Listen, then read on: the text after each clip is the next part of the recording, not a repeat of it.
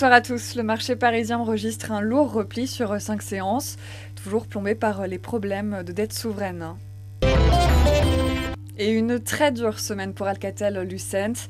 Le titre de l'équipementier télécom cède d'environ 10%. De lourds dégagements également pour le secteur bancaire, dans l'attente de la publication des stress tests européens après la clôture ce vendredi. Carrefour aussi a particulièrement souffert. Plusieurs analystes ont sanctionné le distributeur qui a publié ses revenus trimestriels. Très belle semaine en revanche pour EADS sur le CAC 40. C'est d'ailleurs la seule progression notable de l'indice.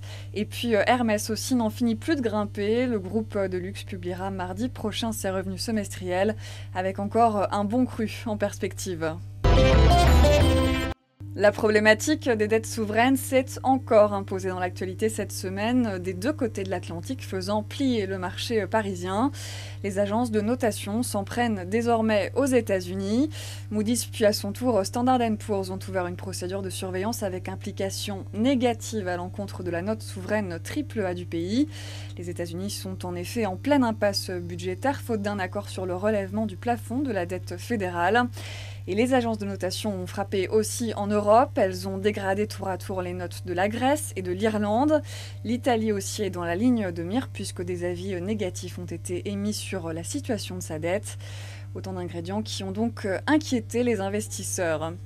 Voilà, c'est la fin de ce flash. Prochain rendez-vous lundi matin dès 9h30.